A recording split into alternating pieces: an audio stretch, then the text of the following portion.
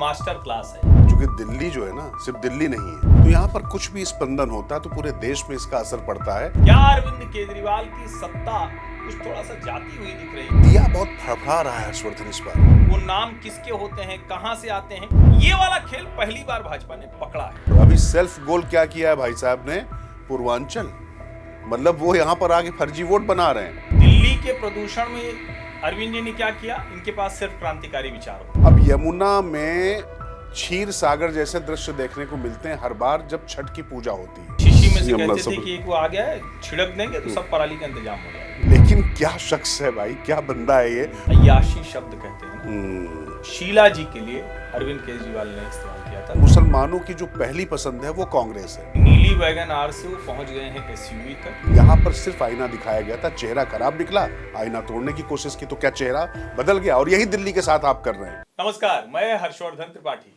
नमस्कार, मैं हूँ राजकिशोर। राज की बात हर्ष के साथ। इस बार ये सिर्फ दिल्ली की मास्टर क्लास है, यानी दिल्ली विधानसभा चुनाव किस तरफ जाएंगे, क्या क्या हुआ अभी तक, क्या होता हुआ दिख रहा है, और इसमें क्या अरविंद केजरीवाल की सत्ता कुछ थोड़ा सा जाती हुई दिख रही है। कुछ जैसे कहते हैं ना कि रेत हाथ में है, सरकती चली जा रही, कुछ वैसा है क्या? राहुल गांधी कहां है परिदृश्य में? देश भर में क्या राजनीतिक माहौल है, सब दिल्ली से तय होगा। दिल्ली मतलब दिल्ली विधानसभा चुनाव, ठीक है ना? बिल्कुल, क्योंकि दिल्ली जो है ना सिर्फ दिल्ली नहीं है, दिल्ली राज्य नहीं है, दिल्ली देश की धड़कन अगर कही जाती है तो यहाँ पर कुछ भी स्पंदन होता है तो पूरे देश में इसका असर पड़ता है। और मुझे लगता है कि जिस तरीके से अरविंद केजरीवाल जो नई सियासत के अलमबरदार बनकर आए थे, दिया बहुत फड़फड़ा रहा है हर्षवर्धन इस बार। मतलब बाती कब फड़फड़ाती है, मतलब मैं जो देख पा रहा हूं, जो उनका जो कवच था भ्रष्टाचार विरोधी टेफलन कोटेड अरविंद केजरीवाल, लगता है कि वो जो कवच था वो उनके लिए अग्निचक्र बन गया, खुद ही नहीं निकल पा रहे हैं उससे। देखिए, वो कोटिंग में जो है ना, वो गड़बड़ क्या होती है कि अगर किनारे से एक थोड़ा सा निकल गया वो, तो धीरे धीरे धीरे धीरे जो भी वहां खड़ा होता है, शीशे पे अगर कोटिंग है तो जो भी खड़ा होता है यूं यूं करता रहता है और वो कटता उधड़ता चला जाता है। तो ऐसा लग रहा है जैसे दिल्ली में अरविंद केजरीवाल, वो जो आप कह रहे हैं कट्टर ईमानदार वाली, भ्रष्टाचार के विरोध वाली, वो जो एक गुब्बारा सा फूला हुआ था, बड़ा जबरदस्त माहौल बना हुआ था, तो अब धीरे धीरे धीरे धीरे माहौल तो गड़बड़ा रहा है। वो साफ साफ दिखाई पड़ रहा है, मुश्किल हो रही है उनके लिए। क्योंकि तभी तो जो बंदा लगातार हर राजनीतिक दल को मुद्दे क्या नैरेटिव सेट कर रहा था, आज की तारीख में वो बंदा इधर से उधर भाग रहा है, कभी पुजारी, कभी ग्रंथी, और तो और अभी सेल्फ गोल क्या किया है भाई साहब ने, पूर्वांचल, मतलब वो यहाँ पर आके फर्जी वोट बना रहे हैं। अच्छा, हर सीट पे एक बात है हर्षवर्धन, जितने वोट बढ़े हैं 11,500 वोट हर सीट पे लगभग बढ़ गए हैं। नहीं, देखिए, इसमें तो थोड़ा सा दूसरा मामला है। और मुझे लगता है ना कि ये भाजपा वाले बूथ 1, बूथ 20 यूथ, पन्ना प्रमुख, अर्ध पन्ना प्रमुख, जाने क्या क्या करते रहे। कहते हैं ना, कई बार आप दूर का तो देख लेते हैं, एकदम जहां खड़े होते हैं वहां नजदीक का नहीं दिखता है। चिराग तले अंधेरा, चिराग तले जैसे अन्ना को नहीं दिखाई पड़ा था। नहीं, अन्ना तो थोड़ा सा बेचारे, हाँ, उनको नहीं दिखाई पड़ा ना, अंधेरा कहाँ है। देखिए, वो राजनेता है नहीं, वो मतलब हाँ, वो अच्छे लेकिन नहीं देख पाए ना। मानुस हैं, उनका थोड़ा सा अलग है। लेकिन उनका फिर भी वो देख तो लिया था, उन्होंने कहा था पार्टी न बनाओ, कहा था कि ये आदमी ठीक नहीं निकलेगा, सब तो बोल दिए थे। लेकिन मैं दिल्ली भाजपा के लिए कह रहा हूँ, और विशेषकर अमित शाह के लिए, यहाँ बूथ पर वोटर लिस्ट में एडिशन डिलीशन के जरिए क्या खेल अरविंद केजरीवाल और उनकी पार्टी करती है, किस तरह से हर बार लोकसभा से विधानसभा में वोटर लिस्ट में नाम बढ़ जाते हैं, वो नाम किसके होते हैं, कहां से आते हैं, और उसके जरिए ये जो जीत रहे थे, ये वाला खेल पहली बार भाजपा ने पकड़ा है। बिल्कुल, और जब चोर पकड़ा गया तो चोर चोर चोर खुद ही चिल्लाने लग गया। नहीं, चिल्ला तो इसलिए रहा है कि उनको भी रास्ता पता चल गया है। तो दिल्ली का विधानसभा चुनाव इस लिहाज से बहुत महत्वपूर्ण होने वाला है कि जिस मतदाता सूची में अपने लोगों का नाम जुड़वाकर लोकसभा के बाद विधानसभा तक अरविंद केजरीवाल खेल करते थे, इस बार भाजपा ने भी अपने लोगों के नाम जुड़वाना, उनके नाम कटवाना, तो दोनों तरफ से अब ये भी बड़ा मैटर करेगा कि विधानसभा में कौन कितने अपने जुड़वा लेगा, दूसरे वाले कितना कटवा लेगा। अच्छा, ये जो हर्षवर्धन बात कह रहे हैं, जरा इसको थोड़ा सा बारीकी से समझिए। यहाँ पर जो जीत हार का अंतर है ना, मतलब 20,000 से ज्यादा कितने लोग जीत पाते हैं, इसको समझिए। ज्यादातर जो अंतर होता है 4,000, 5,000, बल्कि 2,700, मतलब 5,000 का अंतर यहाँ पर डिसाइसिव माना जाता है। जो यहाँ का पूरा जो क्या कहते हैं वो, उनका नाम मैं भूल गया, उनको किस नाम से बुलाते थे, जो अपने शिक्षा मंत्री रहे, अच्छा, मनीष सिसोदिया जी। मनीष सिसोदिया। तो उनको कुछ कहते हैं ना सब, बड़ा मिस्टर क्लीन क्या कुछ, उनके लिए थोड़ा सा सबसे पहले शराब घोटाले में अंदर गए थे। अच्छा, शराब तो नहीं, वो शराब मंत्री भी थे ना। हाँ, वही आपका। तो उनके लिए बड़ा था, लेकिन सोचिए 3000 मतों से सिर्फ पटपड़गंज जीते थे, इसीलिए अवध ओझा के माथे मर दिया। टीवी चैनलों पर मनीष सिसोदिया कहते घूमते हैं कि वो अवध ओझा ने कहा कि हम तभी आएंगे जब हमको सीट दे दीजिएगा। अच्छा, अवध ओझा टर्म्स डिक्टेट कर रहे हैं। कौन कौन जो है हारती हुई सीट या कम अंतर से जीती हुई सीट लेना चाहेगा? नहीं, वो तो जाने दीजिए, लेकिन अवध ओझा आम आदमी पार्टी में टर्म्स डिक्टेट कर रहे हैं, ये ज्यादा बड़ी बात है। तो आप सोचिए कि जो पूरे देश में सबको बता रहे थे कि तुम प्रधानमंत्री बनो, राष्ट्रपति बनो, और उनके ऊपर एक दंडपाल लोकपाल बैठाल दो, जो लोग कह रहे थे। अब उनको आपने राजकिशोर अच्छा याद दिलाया। दिल्ली के लोग पूछ रहे हैं कि भैया ये लोकपाल होता क्या है, ये एक बार तो बता दो। लंबा समय हो गया, देश के लोग जाने तो सही, दिल्ली के लोग जाने तो सही कि लोकपाल का कॉन्सेप्ट क्या था, जिसको लेकर रामलीला मैदान और जंतर मंतर पर चिल्ला रहे थे जी। जिसको लेकर यूपीए की सरकार से लड़ रहे थे, बता तो दो। क्योंकि लोकपाल तो वही था ना जिसके पास तुरंत मामला जाना था, और अगर मंत्री है, मुख्यमंत्री है, भ्रष्टाचार का आरोप लगा तो उसको तुरंत त्याग पत्र देना था। नहीं तो ये तो जेल जाने के बाद भी वही खुद ही लोकपाल बन गए ना, मतलब मुंसिफ भी बन गए, जज भी बन गए, वादी भी बन गए, और सब कुछ बन गए। स्वयं सिद्ध लोकपाल अरविंद केजरीवाल। नारा हो गया। क्या बात है, स्वयं सिद्ध लोकपाल अरविंद केजरीवाल। आप आजकल आम आदमी पार्टी के लिए क्या कुछ काम कर रहे हैं क्या? थोड़ा सा नहीं, मुझे लग रहा है ये ले लें तो अच्छा रहेगा, ये फिट बैठेगा। अच्छा, एक चीज और मैं फिर आपको याद नहीं, आपको ले नहीं पाएंगे, आपको झेल नहीं पाएंगे। नहीं, लेकिन मैं एक नहीं, चीज और इतना आसान नहीं, हर्षवर्धन को जो है बर्दाश्त कर पाना इतना आसान नहीं है। नहीं, लेकिन आगे का है कि स्वयं सिद्ध लोकपाल अरविंद केजरीवाल, और ये स्वयं सिद्ध लोकपाल जी ने अपने पार्टी के संविधान में एक संशोधन करा दिया। हाँ, और कहा जो पहले 3 साल तक संयोजक बनना था, अब आजीवन अरविंद जी हैं। बिल्कुल। व्लादिमीर पुतिन से काफी प्रेरित लग रहे हैं, नहीं लग रहा आपको थोड़ा सा?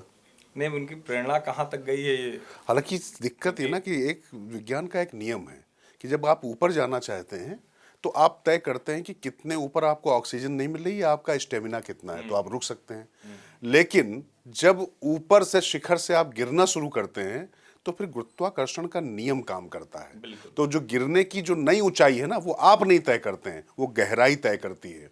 और जो गंदगी और जो निकृष्टता है, इसकी कोई सीमा नहीं होती, अंधेरे का कोई पारावार नहीं होता है। और मुझे लगता है कि आम आदमी पार्टी वो नित नए प्रतिमान स्थापित कर रही है। आपको लग रहा होगा कि हम लोग यहाँ पर क्यों ये सब बातें कर रहे हैं, कोई कोसने के लिए नहीं बैठे हैं। दिल्ली में जहां पर हम बैठे हुए, वहां पर जो जो चीजें हम लोग हर्षवर्धन देख रहे हैं, अगर उस पर हम बात नहीं करेंगे तो वाकई अन्याय करेंगे अपने पेशे के साथ में, सत्य के साथ में। और ये लगातार होता दिखाई पड़ रहा है। हम लोग भले ही व्यंग में, तंज में बात कर रहे हैं, पर एक्चुअली दर्द यहां पर यह है कि यहां पर यमुना जिस तरीके से हर्षवर्धन बार बार मूर्ख बनाया जाता रहा दिल्ली की जनता को, जहरीली हवा अपने फेफड़ों में हम पेवस्त करने के लिए विवश हैं। मुझे लगता है पहले यमुना जी पे थोड़ा बात कर लें। बिल्कुल। यमुना जहरीली होती गई। अभी संदीप दीक्षित ने एक रिपोर्ट अखबार की साझा की, और उसमें साझा किया कि जो जल शोधन क्षमता है उसका 4 गुना गंदा, यानी उससे 4 गुना जहरीला यमुना का पानी हो गया है। और जितने जो ट्रीटमेंट प्लांट हैं उसकी जो क्षमता है उससे कितना बढ़ गया। वो संदीप दीक्षित ने वो रिपोर्ट अपने एक्स खाते पर साझा की।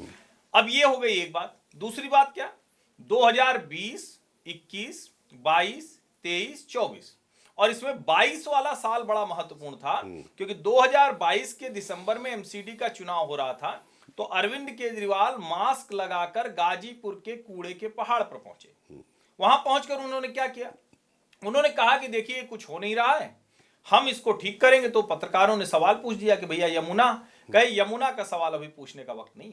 और कम से कम 3 से 4 ऐसे उनके साक्षात्कार हैं जिसमें अलग अलग उन्होंने कहा, कभी गोवा में, कभी दिल्ली में, कभी कहीं, कि अगर मैं 2025 के पहले यमुना साफ नहीं करता हूं तो दिल्ली वालों मुझे वोट मत देना। तो राजेश्वर, इस बार वोट तो नहीं देना चाहिए दिल्ली वालों को? नहीं, मतलब दिल्ली वाले उन्होंने ही कहा है, उनकी बात मान लो। उनकी दावों को आपने माना, इस बार उनकी बात मान लेनी चाहिए। और इसलिए मान लेनी चाहिए, मैं इसलिए कह रहा हूं, देखिए नुकसान कहां पर हो रहा, समझिए इस बात को। 2017 में उस समय मतलब ये जल वाला भी मंत्रालय नितिन गडकरी के पास था, मुझे याद है, और उसके लिए कुछ 1700 कुछ करोड़ रुपए दिए गए थे, और उसमें सिर्फ 15% देना था राज्य सरकार को। 2023 तक वो संयंत्र पूरा ट्रीटमेंट एसटीपी जो लग जाना चाहिए था, लेकिन वो पैसा नहीं दिया। नहीं, वो तो कोई भी ऐसे काम के लिए पैसा नहीं देते हैं। 415 करोड़ आरआरटीएस के लिए देना था, वो भी जब तक कोर्ट ने फटकार नहीं लगाई तब तक वो पैसा नहीं दिया। उसकी वजह से हुआ क्या, मेरठ वाली आरआरटीएस चलने भी लगी, और अभी ये जो सोनीपत के लिए और हरियाणा के लिए चलनी, तो हरियाणा के वो खुद हैं, अपने राज्य के साथ भी इस आदमी ने ईमानदारी नहीं बरती।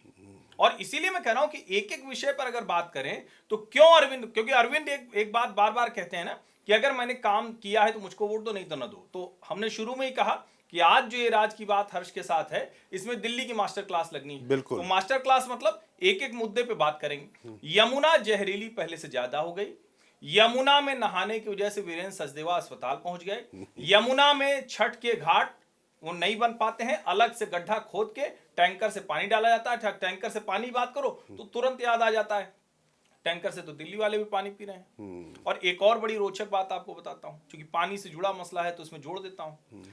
जब 2013 में 28 और 8 जो उनके कांग्रेस के विधायक थे उनको लेकर ये मुख्यमंत्री बने, इन्होंने ऐलान किया कि हम पानी फ्री देंगे। मैं ही अपने पुराने लेख पढ़ रहा था तो मुझे ध्यान में आया कि 90% सब्सिडाइज्ड वाटर वो तो शीला जी ही दिया करती थी जी। लेकिन प्रचार तो भाई ने दिया क्या? भाई ने सिर्फ जो है दिया झुनझुना, नहीं, क्रांतिकारी बनाया। और उसके साथ ढेर सारे बिके हुए रीढ़ की हड्डी जिनकी गली हुई थी, ऐसे पत्रकार जंतर मंतर से रामलीला मैदान से लेकर स्टूडियो तक अरविंद केजरीवाल का महिमा मंडन करते रहे। नहीं, लिज लीजिए पत्रकार जो जिनको कहते हैं ना, लिज लीजिए पत्रकार, ये वो लोग हैं। और जो आप कह रहे थे ना कि अरविंद केजरीवाल ने किया क्या, और अरविंद केजरीवाल ने कहा कि ये सवाल पूछने का समय नहीं है। बिल्कुल। तो सवाल इसलिए पूछने का समय नहीं क्योंकि चीफ एडिटर इनके वही हैं, सीईओ इनके वही हैं, और उन्होंने तय किया कि क्या सवाल पूछा जाएगा, क्या सवाल नहीं पूछा जाएगा, और किससे क्या सवाल पूछा जाएगा। याद करिए ना, जब किरण बेदी उम्मीदवार बनी थी तो कैसे उनका घेर के एक इंटरव्यू किया गया था, और उसके बाद वो आम आदमी पार्टी ने कैसे प्रसारित किया था। इस चुनाव से पहले तमाम लोग फिर स्वतंत्र हो गए, और स्वतंत्र होते ही उन्होंने पत्रकारिता के नाम पर एजेंडा चलाना शुरू कर दिया। अब यमुना की बात जिसकी हम लोग कर रहे हैं लगातार, अब यमुना में क्षीर सागर जैसे दृश्य देखने को मिलते हैं हर बार जब छठ की पूजा होती है।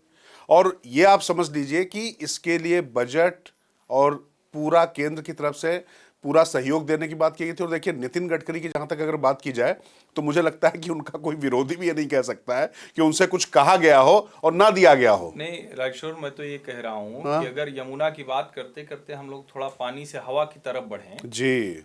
दिल्ली के प्रदूषण में अरविंद जी ने क्या किया, इनके पास सिर्फ क्रांतिकारी विचार होते हैं या बहुत ही क्रांतिकारी विचार होते हैं। तो क्या होता है, इवन ऑड कर दो, बहुत ही क्रांतिकारी या बहुत ही क्रांतिकारी, इसके अलावा कोई विचार नहीं होते। तो अच्छा एक काम करो, आज ऑड नंबर प्लेट, आज इवन नंबर प्लेट, और पता चला किसी दिन ये न कहते हैं कि बिना नंबर प्लेट वाली लेके आओ, कुछ भी कह सकते हैं। और ऑड इवन का खेल जानते हैं ना, पंजाब का चुनाव था, यहाँ पर उबर ओला को पूरी तरीके से स्थापित करना था, और उस ऑड इवन के चक्कर में जब मैंने सच्चाई बताई तो मैं ऑड लगने लग गया। तो अपनी खबरें इवन करने के लिए आपने लेकिन कुछ मतलब कुछ विशेषण दे दिया, उपाधि दे दी थी शायद। मैंने तुगलक कहा था, तुगलक मैंने कहा था कि तुगलक क्या करता था। देखिए कि वो क्या करता था कि चमड़े के सिक्के चलाता था ना तुगलक। तुगलकी फरमान तो कहा ही जाता है ना, जो सही ना हो, जो ऐसे ही। लेकिन तुगलक के सामने कह दोगे तो तुगलक को बर्दाश्त नहीं हुआ। ये नहीं कहना चाहिए था। अच्छा, वो फिरोज शाह तुगलक नहीं, मोहम्मद बिन तुगलक की बात कर रहा हूं मैं। तो मोहम्मद बिन तुगलक और तुगलकी फरमान क्या होता है, और किस तरीके से जो लोग सवाल पूछते रहे हैं और सिर्फ सवाल ही पूछते रहे हैं, उन पर जब सवाल उठाया गया तो ये अभिव्यक्ति की स्वतंत्रता के ठेकेदार किस तरीके से पीछे पड़ते हैं। यहाँ व्यक्तिगत होने की आवश्यकता नहीं है, उससे मेरा कोई नुकसान भी नहीं होता, मैं लगातार उसके बाद और संतुष्ट हूँ, तुष्ट हूँ और फायदे में हूँ। लेकिन ये मानसिकता दर्शाता है कि सच, जिसको सच कहने का हुनर आ जाएगा, कहा जाता है उससे उसके दोस्त भी नाराज होते जाएंगे। लेकिन मेरे कोई दोस्त और दुश्मन नहीं थे, यहाँ पर सिर्फ आईना दिखाया गया था। चेहरा खराब निकला, आईना तोड़ने की कोशिश की तो क्या चेहरा बदल गया। और यही दिल्ली के साथ आप कर रहे हैं। दिल्ली में लगातार आपने हवा, पानी और तो और जान दीजिए जो सड़कें कम से कम ठीक होती थी। पे रुकते हैं जरा। हाँ, हवा पे इसलिए रुकते हैं कि ऑड इवन के बाद एक बात बार बार कही जा रही थी कि भैया ये कैसे होगा। तो उनके पास एक शीशी हुआ करती थी, एक प्रेस कॉन्फ्रेंस की थी उन्होंने, और शीशी में से कहते थे कि एक वो आ गया है, छिड़क देंगे तो सब पराली का इंतजाम हो जाएगा। तो अब वो तो भाई ठीक है, वो अलग अलग संस्थाएं, कृषि संस्थाएं वो सब करती हैं, लेकिन जैसे ही पंजाब में सरकार आई वो सारे नियम कानून भूल गए। वो भूल गए कि पंजाब से हवा चलती है तो वहां पराली जलती है तो कैसे होता, तो यूपी और हरियाणा का खोजने लगे, क्योंकि वहां भाजपा की सरकार है। और कमाल की बात ये देखिए, खास करके दिल्ली वालों को जानना चाहिए, मुझे लगता है हवा साफ करने के लिहाज से दिल्ली का सबसे बड़ा प्रोजेक्ट वो था जिसको प्रधानमंत्री नरेंद्र मोदी ने उद्घाटन किया था, और जिसकी वजह से मैं आपको बताऊं, मैंने घर पहले हो सकता है कि वसुंधरा में ले लिया होता। वैसे नोएडा मुझे प्रिय था, जब से मैं आया 2001 से दिल्ली में आया तो नोएडा ही प्रिय था, लेकिन वसुंधरा भी मुझे बड़ा अच्छा लगता था गाजियाबाद। लेकिन क्यों नहीं लिया, क्योंकि वसुंधरा से नोएडा आने में, यानी एक सड़क पार करने में काला पत्थर के रास्ते से 7-7.5 किलोमीटर, 8 मतलब 7-8 किलोमीटर मान लीजिए, और लगभग 45 मिनट से ज्यादा लग जाता तय था। करने में लगती। तो मैंने सोचा नहीं लूंगा। अब आप सोचिए 45-50 मिनट में आप दिल्ली से मेरठ पहुंच जाते हैं, जो 60 किलोमीटर है। जी, ये काम जो नरेंद्र मोदी ने किया, और अगर ध्यान से देखें, अगर ये नहीं हुआ होता तो आज दिल्ली की हवा कितने गुना जहरीली होती। बिल्कुल। आज भी दुनिया में सबसे जहरीली कैपिटल में से है, लेकिन तब कितनी जहरीली होती, वो काम किया। नितिन गडकरी ने आने के साथ साथ 50-60 हजार करोड़ के प्रोजेक्ट अलग अलग किए। Eastern peripheral expressway, western peripheral expressway, फिर उसके बाद जो धौला कुआं वाला जाम होता है उसको ठीक किया। ये सब काम उन्होंने किया। अब पूछा जाए कि भैया तुमने यमुना के लिए कुछ नहीं किया, पानी के लिए कुछ नहीं किया, हवा के लिए क्या किया, हवा के लिए भी कुछ नहीं किया, तो फिर अरविंद जी का याद आ जाता है कि अगर नहीं होगा तो मुझे वोट मत देना। तो अब ये तो दिल्ली वाले देखें, वो कह रहे हैं कि भाई उनकी बातें मानी, मैं बार बार कह रहा हूं उनकी बातें मानी, तो अब इस बार भी बात मान लें, क्योंकि ये चीजें तो नहीं हुई ना कि आपके फेफड़ों में हवा कम जहरीली जा पर इस शुद्ध की तो मैं बात ही नहीं कह रहा हूं। कह रहा हूं कि क्या कुछ कम जहरीली हवा आप लोग ले पा रहे हैं, ये देखने वाली बात है। और लगातार सियासी हवा बनाने के अलावा आम आदमी पार्टी ने कभी भी कुछ भी नहीं किया, ये साफ साफ दिखाई पड़ रहा। और जो आप बात कह रहे हैं ना कि ये रोड बनी जिससे थोड़ा ये भारी वाहन और ये तेजी से निकलने लग गए, यहाँ तो स्थिति ये है कि एमसीडी जो टोल कलेक्ट करता है उसके लिए भी कोई वैज्ञानिक व्यवस्था नहीं बना पा रहे हैं। और आप देखिए रात को जैसे ही आज तक नो एंट्री नहीं, होती है, बिल्कुल। नो एंट्री होती है, नो एंट्री खुलती है, उसके बाद आप देखिए फिर जाम लग जाता है, और उन्हीं बड़े बड़े ट्रकों का धुआं फिर यहाँ पर फैलना शुरू हो जाता है। और जो बात आप कह रहे थे पंजाब की, सबसे ज़्यादा अगर यहाँ का वातावरण दूषित होता है तो पंजाब में सबसे ज़्यादा पराली जलाई जाती है, ये सच्चाई है। आपकी सरकार बन गई, आप भूल गए, और उसके बाद आपने ये भूल तो जाने दीजिए, उसके बाद आपने कहा कि अब उत्तर प्रदेश से आ रहा है। उसके बाद हरियाणा का जब चुनाव आया तो हरियाणा को आप भूल गए, लेकिन फिर हरियाणा पर आपने दोष दे दिया कि भारतीय जनता पार्टी की चूंकि वहां पर सरकार है। लेकिन इस दोषारोपण का खेल एक दूसरे पर टोपी पहनाते पहनाते अब पंजाब का नाम कभी नहीं आता है। तो क्या कर रहे हैं सियासी हवा बनाने के लिए, आपका हवा पानी कैसे खराब हो रहा है, मुझे लगता है कि ये तो तय हर्षवर्धन दिल्ली की जनता को करना हमने पड़ेगा। बात की, अब हम तीसरी बात करेंगे कूड़े की। हाँ, जिस गाजीपुर कूड़े के पहाड़ पर खड़े होकर दिसंबर 2022 के एमसीडी चुनाव के पहले अरविंद केजरीवाल ने कहा हम इसको सब दुरुस्त कर देंगे। 25 के पहले यमुना में सपरिवार स्नान करा रहे थे, कूड़ा दुरुस्त करने वाले थे। कूड़े के पहाड़ और बड़े हो गए हैं और जगह खड़े हो गए हैं, और सड़कों के किनारे कूड़ा पसरा हुआ है। गंदगी, जानवर, आदमी सब एक साथ हो गए हैं। बीमारी पानी से न लगे, हवा से न लगे, तो कूड़ा भी तैयार है। और तो और जाने दीजिए, जो हवा की आप बात कर रहे थे ना, कूड़ा भी उसके लिए बहुत जिम्मेदार है। धीरे धीरे कई जगह तो जलाया जाता है उसको, क्योंकि उनको लगता है कि कूड़े के पहाड़ बढ़ रहे हैं, तो एमसीडी वाले अपना कचरा कम करने के लिए उसको जलाते हैं। तो आप सोचिए कितना जहरीला धुआं, कितना टॉक्सिक धुआं यहाँ पर पड़ा है। और आपको एक और बात बताऊं, यहाँ पर भी नेशनल हाईवे में उसके लिए पूरी योजना बनाई गई थी कि उसको कचरों का जो ढेर है नीचे उसको डालकर सड़क बनाने का पूरा प्रपोजल दिया गया था, सब कुछ किया गया था। लेकिन क्या शख्स है भाई, क्या बंदा है ये, मतलब मैं वाकई हैरान हूं कि कोई भी ऐसा काम जो दिल्ली का भला कर दे, ऐसा लगता है कि मुझे याद आ रहा, जानते क्या, एक बार क्या हुआ कि बागपत में गया 2014 के पहले, वहां से चौधरी अजीत सिंह हुआ करते थे सांसद। अब वहां पर गया तो भाई साहब मैं आपको सच बताऊं हर्षवर्धन, सच्ची घटना है, मुझे लगा कि यार वाकई अटल जी जो कहते हैं कि गड्ढे में सड़क है वैसी सड़कें थी।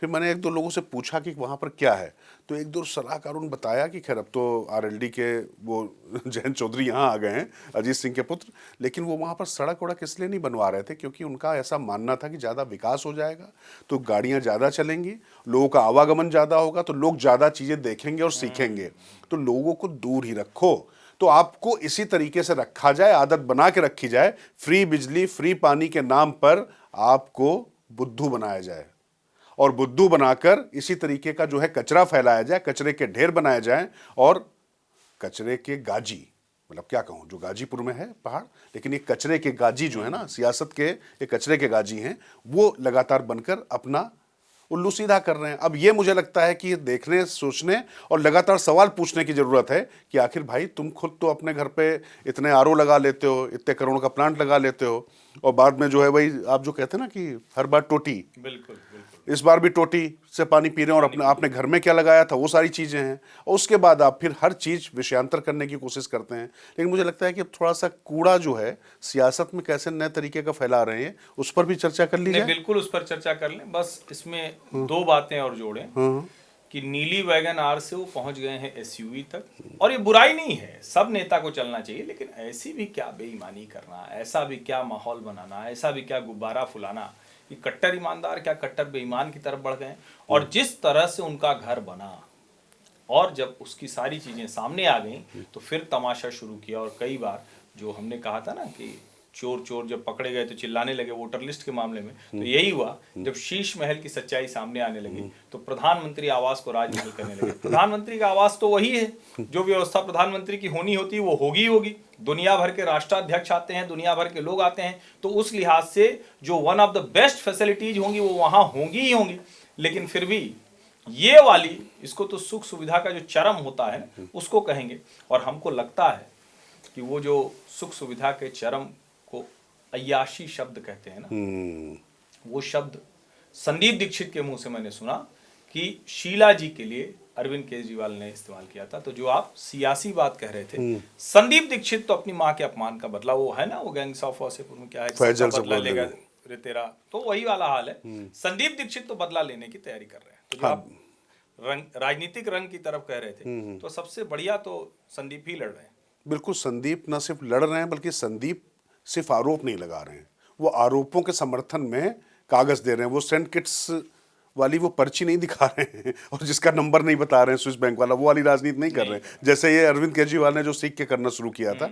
वो बाकायदा एक एक ब्यौरा दे रहे हैं कि भैया CWG के बाद कहाँ गई CAG की रिपोर्ट, उसके बाद वो ये भी कह रहे हैं कि जो वाटर प्लांट में क्या घोटाला हुआ ये देखिए, यहाँ पर मकान को लेकर क्या चीजें हुई वो भी बता रहे हैं, और एक एक चीज का उनके पास कागज है। लेकिन उस कागज पर क्या कहा जा रहा है कि वो तो भारतीय जनता पार्टी के एजेंट हैं। मतलब शीला दीक्षित का पुत्र, जिसने पिछले कई बार से कांग्रेस का दामन नहीं छोड़ा, जिस कांग्रेस में उनको बार बार मौन रहने को कहा गया, चुप रहने को कहा गया, वो लगातार अपने कमिटमेंट पर वो व्यक्ति अड़ा रहा। शीला जी बहुत अपमान झेल कर कांग्रेस में रही, क्योंकि जितना उनके ऊपर आरोप लगा दिया गया था, जिस तरह से उनको अपमानित करके कुर्सी से हटाया गया था, चुनाव हराया था, उसके बाद उसी कांग्रेस ने समर्थन देकर अरविंद केजरीवाल को मुख्यमंत्री बना दिया। जरा सी भी शर्म होती।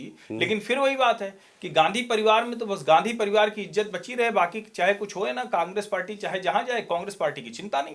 और वो बहुत साफ साफ इस चुनाव में भी नजर आ रहा है। राहुल भैया तो गायब हैं, अभी तक तो किया ही नहीं। आपने अच्छा कहा। दरअसल लेकिन जब तक ये अभी शो चल रहा है तब तक तो राहुल गांधी ने दिल्ली में कोई चुनाव प्रचार नहीं किया है, कोई अभियान नहीं चलाया है, कोई सभा नहीं की है। तो अगर वो नहीं कर रहे हैं तो इसका मतलब क्या है? नहीं, मतलब साफ है। पहली बात तो ये है ना कि अगर आप अपनी सेना की इज्जत नहीं करते हैं, अपने सेनापतियों की इज्जत नहीं करते हैं, आप अपने लोगों पर भरोसा नहीं जताते हैं, तो आपके साथ भी क्या सलूक होता है जरा देखिए ना। इन्हीं राहुल गांधी को कैसे अरविंद केजरीवाल ने पूरी तरीके से इंडिया गठबंधन में अलग थलग कर कर डाल दिया। आज की तारीख में तेजस्वी से लेकर ममता बनर्जी के साथ साथ उमर अब्दुल्ला, सबने कहना शुरू कर दिया है कि भैया ये इंडिया को बंद करो, ब्लॉक को। अच्छा, जो मतलब इंडिया ब्लॉक में कहता हूँ तो मुझे कष्ट होता है। हर्षवर्धन इस मामले में बहुत क्लियर थे। मैं हर्षवर्धन से कहता था भाई वो उनको आपत्ति होती है जब आप इंडी कहते हो, तो इंडिया क्यों नहीं कहते? तो हर्षवर्धन का साफ साफ कहना था कि भैया कोई गठबंधन भारत नहीं हो सकता, चूंकि भारत नहीं टूट सकता, भारत अखंड है। अब लगता है, मैं भी जब कहता हूं कि इंडिया ब्लॉक को जो है की मंशा इच्छा रहती है कि भारत टूटे, भारत तेरे खंड टुकड़े खंड हो, होंगे, तेरे टुकड़े लेकिन होंगे। वो होगा नहीं। वो जितनी नीयत उनकी खराब है, तो इधर भी उतनी मजबूत नीयत के साथ हम जिसको कहते हैं ना, जो देश को जोड़ने वाली बिल्कुल। ताकतें हैं वो हैं। और ये सही बात है कि ये कोई गठजोड़ न कभी था न है। अच्छा, और होगा औपचारिक रूप से इसलिए भी नहीं कहूंगा, आया। पता नहीं, कभी नहीं था। औपचारिक रूप से कभी भाई, भी नहीं था। उसका कोई हेड ऑफिस बता दीजिए, अरे उसका संयोजक बता सचिवालय दो। बनना था, वो बता दीजिए। संयोजक बता दो। संयोजक तो बन नहीं पाया। तो मतलब जिसको कहते हैं ना कि वो वही था जिसको एक मतलब मैं उसका दूसरी तरह से उदाहरण देता हूँ कि चले साथ में चल रहे हैं, कहे सब दोस्त हैं, लत्ती मार दिए गिर पड़ा। आगे चौराहे पे गए, कोई ज्यादा मजबूत आदमी खड़ा था, तो डर के मारे कहे आ जान दो, नहीं अकेले तो पकड़ पीट देगा। तो फिर साथ में चले, थोड़ा सा आगे बढ़ गए तो फिर लगा के रे हुआ, तो उसने कहा कि अच्छा इसने भी थोड़ी देर पहले लत्ती मारी, तो अब हम मारेंगे। तो ये दोस्ती ऐसे ही चल रही है, एक दूसरे को गिराते, एक दूसरे को पीटते, एक दूसरे को बेइज्जत करते हुए। अब जनता ये बात ना समझे, और थोड़ा सोशल मीडिया का समय है ना, तो अभी मैं देख रहा हूँ कि अरविंद जी कह रहे हैं कि मैं यमुना नहीं साफ कर पाऊं तो अगली बार मुझे वोट मत देना, वायरल हो गया है। कूड़े का पहाड़ में साफ न कर पाऊं, वायरल हो गया है। कह रहे हैं नीली वैगनआर, और अभी सबसे ज्यादा वायरल तो उनका हुआ है जिसमें एक में उन्होंने कहा था कि नहीं नहीं, मैं कैसे ले सकता हूं सुविधाएं, मैं अगर लूंगा तो मेरी विधानसभा के लोग वो मेरा शपथ पत्र अपने घर पे चिपका के रखे होंगे, वो मेरे सामने ला देंगे। अब जरा आप सोचिए, और उसके बावजूद अब कह रहे हैं यमुना पर वोट नहीं मिलता।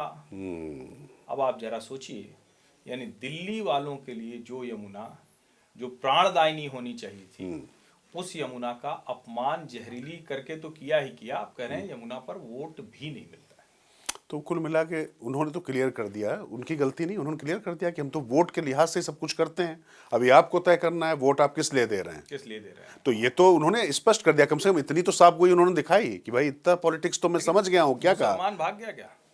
मुसलमान भागेगा, इसलिए भागेगा कारण उसका देखिए 2019 का एक आंकड़ा लोकसभा का है, जब 22% से ज्यादा वोट मिला कांग्रेस को, जब अकेले चुनाव लड़ी, इनको मिला 16-17% के अंदर। तो इसका मतलब मुसलमानों की जो पहली पसंद है वो कांग्रेस है। तो कांग्रेस लगातार विधानसभा चुनाव में समर्पण की मुद्रा में रही है। इस बार संदीप दीक्षित अभी पूरी तरीके से यहाँ पर अपना पैर अंगद की तरह जमाए हुए हैं। अजय माकन ने भी कुछ कहा, हालांकि उसके बाद वो नहीं आए, पर राहुल गांधी परिदृश्य गायब कह रहे हैं कि राहुल गांधी ने फोन किया कि नहीं मत करो प्रेस वार्ता। पता तो है नहीं, ये सब तो खबरें ऐसे ही। नहीं वो सच है, क्योंकि मैं चूंकि कांग्रेस लंबे समय तक कवर की है। हम तो ईडी सीबीआई है नहीं, फोन टेप करा लें। नहीं कहते हैं ना सब टेप हो जाते, तो हम लोगों को बस खबर मिलती है पत्रकार। तो कहा जा रहा है कि राहुल गांधी ने निजी तौर पर फोन कर कहा जय माकन से कि नहीं नहीं जो है ये प्रेस वार्ता टाल दी। हाँ, क्योंकि वो दक्षिण भारत के एक नेता से उन्होंने फोन करवा दिया, डीएमके से, मतलब उसमें क्या कुछ छिपी हुई बातें नहीं है, क्योंकि डीएमके वहां पर तो अखबारों में खबर भी छप गई तमिलनाडु में कि उनको हस्तक्षेप करना पड़ा यहाँ पर, और फोन करवा दिया कि भाई देखिए इससे जो है चीजें ठीक नहीं होंगी। अब वो गठबंधन की खातिर क्या नहीं करता। और यही बात मैं कह रहा था ना कि हर्षवर्धन, कि शीला दीक्षित का जिन्होंने मान सम्मान नहीं किया, अब उनका किस तरीके से सम्मान होता है वो भी आप देख लीजिए। कुल मिला के उमर अब्दुल्ला से लेकर अरविंद केजरीवाल और सब लोग जब बात उठा रहे, तेजस्वी ने भी सवाल उठा दिए। तो होता क्या है कि अगर आप अपनी टीम का ख्याल नहीं रखेंगे, और गांधी परिवार जिसको पता है ना कि पूरी तरीके से ऐसा सैक्रोसेंट रखा कि भैया इस पर कोई आंच नहीं आनी चाहिए, तो ऐसा नहीं होगा। अगर आप मध्य में हैं, केंद्र में हैं, तो आपके जो इर्द गिर्द जो सुरक्षा कवच आपका जो बना हुआ है, उसको अगर आपने तिलांजलि दे दी तो लोग आप तक पहुंचेंगे। और ये दिखाई पड़ रहा है कि आज की तारीख में सबसे ज्यादा अगर किसी की फजीहत हो रही है तो वो गांधी परिवार की हो रही है। और होनी इसलिए चाहिए हर्षवर्धन, दिल्ली के चुनाव से पूरी तरीके से भाई बहन दोनों गायब हैं। प्रियंका गांधी भले विदेश न गई हो, लेकिन वो भी शिमला गई थी। भाई छुट्टियां मनाने आप कह रहे हो, और ऐसे समय में गए जब डॉक्टर मनमोहन सिंह को लेकर यहाँ पर जो है राजकीय शोक था। देखिए है क्या ना, जो थोड़ा मतलब वेस्टर्न वर्ल्ड में और क्रिश्चियन जो लोग हैं और वो न्यू ईयर मनाने जाते हैं, तो उनका क्या है कि ये पूरा छुट्टी का टाइम होता है, यानी दिसंबर एंड से लेकर जनवरी का वो पहला दूसरा हफ्ता। हाँ, वो अपनी परंपराओं को नहीं तोड़ते। थोड़ा जो विदेशी जो उस तरह का है वो मामला रहता है। बाकी ठीक है, राहुल प्रियंका भी इनकी चूंकि सब कुछ उस तरह से अपब्रिंगिंग और सब कुछ उस तरह से हुई है, तो मुझे लगता है कि वो एक चीज उनको हावी रहती है। लेकिन एक बात है, भाजपा इस बार मोर्चा छोड़ने को तैयार नहीं है। नहीं, इस बार तो इस बार चाहे परवेश वर्मा हो, चाहे रमेश बिधूड़ी हो, चाहे मतलब आप पूरी पार्टी को देखें, और नरेंद्र मोदी खुद जिस तरह से 2 रैलियां कर चुके हैं, अमित शाह ने जिस तरह से कहा कि शीश महल दिखाओ, सबको ले चल के दिखाओ, जिस तरह से पूरी पार्टी पूर्वांचलियों के मुद्दे को लेकर एकदम आक्रामक है। और ये तो बड़ा विचित्र है ना कि अरविंद केजरीवाल खुद जो हरियाणा से आए हैं, मेरा नहीं, ये और तो मानना है- जान दीजिए, कौशाम्बी में पता था, उन्होंने खुद घुसपैठ की है। हाँ, कौशाम्बी उत्तर प्रदेश, वो तो उत्तर प्रदेश से में। वो भी आए। तो मेरा मानना है कि दिल्ली देश की राजधानी है, और मैं तो इसका पक्षधर हूँ। हम यूपी बिहार वालों को तो ये लगता ही नहीं ना कि कभी हम कोई सब नेशनलिज्म करें। हमारे लिए तो देश कोई भी कहीं से आए, कोई भी आ जाता है, कोई दिक्कत नहीं। बिल्कुल। लेकिन अगर कोई नेता, कोई संवैधानिक शपथ लेने वाला व्यक्ति अगर इस तरह की बात कर रहा है, तो ये थोड़ा सा चिंता पैदा करता है। और सोचिए, जब कोविड हुआ, जब चाइनीज वायरस आया, तो बस लगा के इन्होंने मोहल्ले मोहल्ले से आनंद विहार पहुंचा दिया कि जिससे यूपी बिहार वाले भाग जाएं। वो तो मतलब जिसको कहते हैं कि योगी जी की सरकार थी, तो उन्होंने वहां से लिया, उन्होंने बिहार वालों को भी आगे बढ़ाया। जब अभी हॉस्पिटल्स की बात थी, तो उन्होंने कहा 500 रुपया का टिकट कटा के चले आते हैं। तो भैया कौन सा मोहल्ला क्लिनिक में दिखाने आते हैं? भाई अरविंद केजरीवाल का मॉडल तो मोहल्ला क्लिनिक है ना। हाँ, वही है। जबकि वो जो लोग आते हैं, वो एम्स में दिखाने आते हैं, या फिर प्राइवेट हॉस्पिटल्स में ज्यादा पैसे देकर महंगा इलाज कराने यूपी बिहार से आते हैं। वो यहाँ पैसे देके जाते हैं। और कोई बड़ा हॉस्पिटल खुला है क्या इधर? मैंने ढूंढा तो था, 2013 के बाद। मैं अखबारों की हेडलाइन में भी ढूंढ रहा था। मैंने गूगल भी सर्च मारा, तो हर्षवर्धन जी मुझे तो नहीं मिला। नहीं मिला, पता नहीं कहाँ चला गया। कहा था, नहीं, उन्होंने कहा था मैं जादूगर हूँ। हाँ, उन्होंने कहा था कि तो जादू कर दिया होगा। तो हो सकता है कि वो गायब हो गया। हाँ, गायब हो गया जैसे जादूगर। दूसरी चीजें गायब हैं, वैसे कोई भी एक अस्पताल, और टीवी की डिबेट में हम लोग रहते हैं, तो मैं तो एक दिन बड़ा हास्यास्पद सुना। एक आम आदमी पार्टी का प्रवक्ता था, उसने ऐसे अस्पताल का नाम ले दिया जो कांग्रेस के समय में जाने कब खुला हुआ है। अब ऐसे ही पूछ लीजिए कि भैया कोई बड़ा नया कॉलेज खोला क्या? हाँ, कॉलेज तो उनका है, एक कॉलेज है, वो शायद वो शीश महल जो बनाया था ना उन्होंने, वो एक्चुअली यूनिवर्सिटी की बिल्डिंग थी। वो उसका जो है फ्रंट ऑफिस था वो। अच्छा। हाँ, उसके बाद फिर पीछे उनको बनाना था, आप लोग समझ ही नहीं पाए, तो तैयारी हो तो वही सकता है थी। कि उसमें तैयारी रही हो। तो वो जो झूठ की यूनिवर्सिटी है, उसके जो है वाइस चांसलर नहीं, वो सीधे उसके चांसलर थे। और उसके बाद जो है वो फिर आप करके एक वो यूनिवर्सिटी बनती। कैसे हिट करो, रन कर जाओ, उसके बाद कैसे झूठ बोलो, लेकिन अब तो ऐसा और फंसा झूठ है को ना। बार बार झूठ बोलो, हाँ। जब तक लोग सच न मान सच ले। न मानने लगे। तो इस तरीके से उन्होंने अभी तक मोहल्ला क्लिनिक में तो शिक्षा दी थी, और जो प्राइमरी स्कूलों में तो शिक्षा दी थी, लेकिन उसके लिए ही वो पूरा फ्रंट ऑफिस बन रहा था। और ऐसा बन रहा था कि अगर आप उसमें टॉयलेट में भी बैठे, ठंडी वंडी लगे, तो वातानुकूलन संयंत्र लगा हुआ था, आपको जाना ना पड़े। और टीवी भी इतना बड़ा था, और इतने सारे रिमोट भी थे, इसीलिए कि उसको खोल के देखो, अत्याधुनिक सुविधाओं से, जो आईवी लीग के कॉलेज होते हैं ना, हाँ, उस तरीके से उन्होंने जो पूरा करने की लेकिन कोशिश की मैं, थी। और ये नहीं कर पाए मोदी जी। देखो, मोदी जी नहीं कर पाए लोक कल्याण मार्ग पे। गंभीर एक सवाल, वैसे तो सारी चर्चा वही थी, लेकिन उसमें तंज, हास्य, व्यंग सब शामिल है। क्या करें, जब गम हद से गुजर जाए तो गा लेते हैं, यही होता। क्या करें भैया। लेकिन एक सवाल का जवाब मेरे मन में, मतलब ये सवाल बार बार उठ रहा है। इतना बड़ा माहौल था, इतना कट्टर ईमानदार आदमी न बनवाता ये शीश महल, तो क्या हो जाता? कैसे न बनवाता भाई, क्या बात कर रहे हैं आप। उस आदमी ने अपने जीवन में कोई भी जो काम जो किया, वो तो मतलब जो जिम्मेदारी मिली कभी पूरी नहीं की, और उसके बाद दूसरा काम उस व्यक्ति ने करना शुरू कर दिया।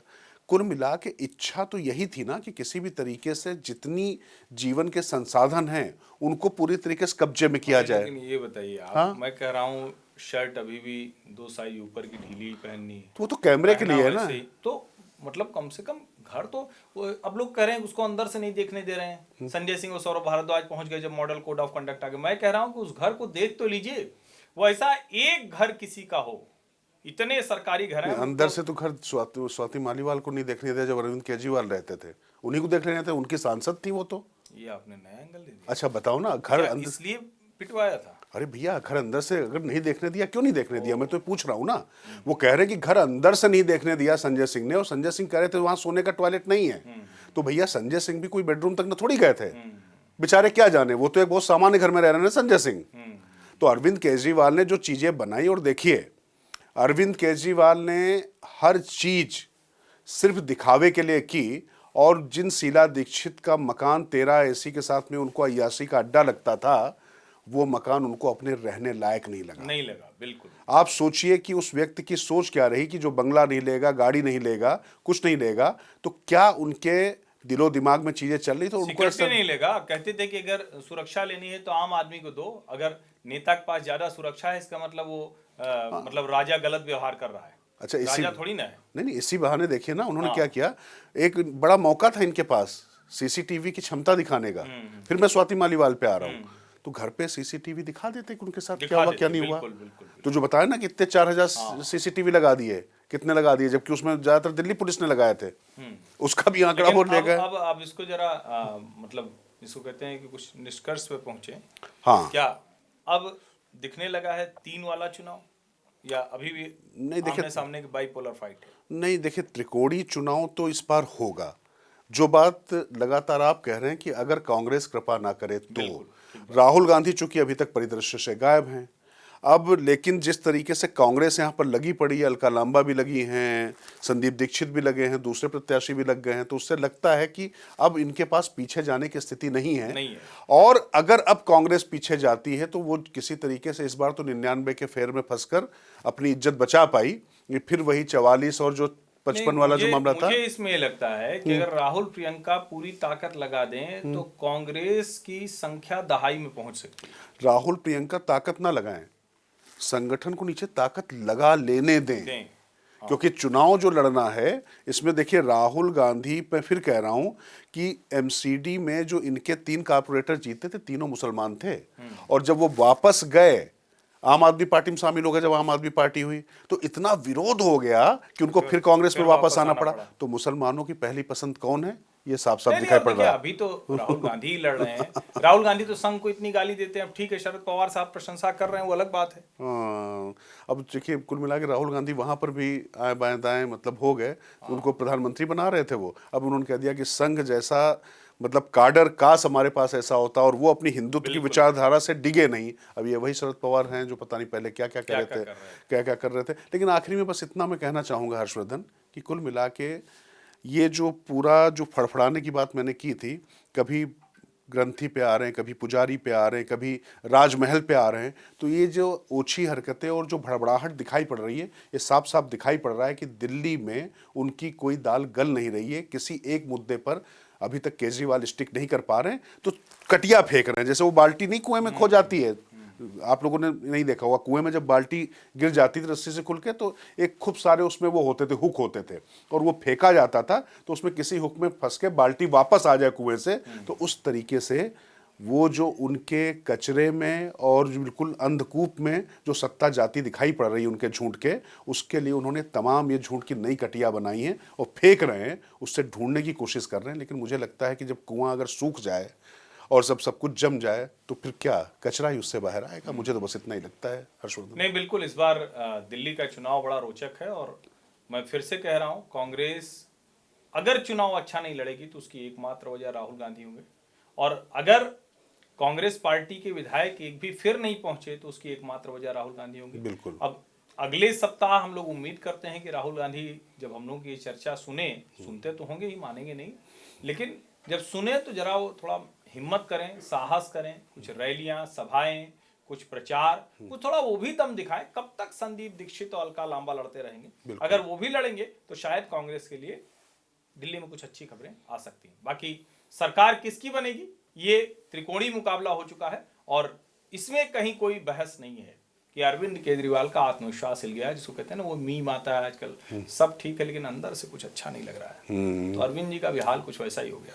बिल्कुल। और भारतीय जनता पार्टी एक बात मानकर चलिए, 38% वोटों पे पिछली बार खड़ी थी, और यहाँ पे 20% स्विंग दिखाई पड़ता है लोकसभा और विधानसभा चुनाव के बीच में। तो आप मानकर चलिए कि जो विकास का 10% वोट है वो अरविंद केजरीवाल से 100% जा चुका है। अब वो जाट पूर्वांचली सब कुछ करने की कोशिश कर रहे हैं, लेकिन ये साफ साफ दिखा रहा है कि वो बुरी तरीके से हिले हुए। जो बात हर्षवर्धन कह रहे हैं, मैं उससे पूरी तरीके से सहमत हूं, और जो ग्राउंड रिपोर्ट भी आ रही है उसमें भी ये स्पष्ट दिखाई पड़ रहा है कि केजरीवाल के पास वो जो पूरा लाभार्थी वर्ग का कुछ वोट जरूर बच जाए, लेकिन उनका जो मूल वोट बैंक जो उनके आचरण के हिसाब से आया था, जो भ्रष्टाचार के खिलाफ आया था, वो पूरी तरीके से हट चुका है, ऊब चुका है। उसको थोड़ा पानी और हवा तो कम से कम साफ साफ चाहिए। और मैं सड़क पर चर्चा कर नहीं पाया, क्या करूं, क्योंकि गड्ढे में ही सड़क जाती चली जा रही है।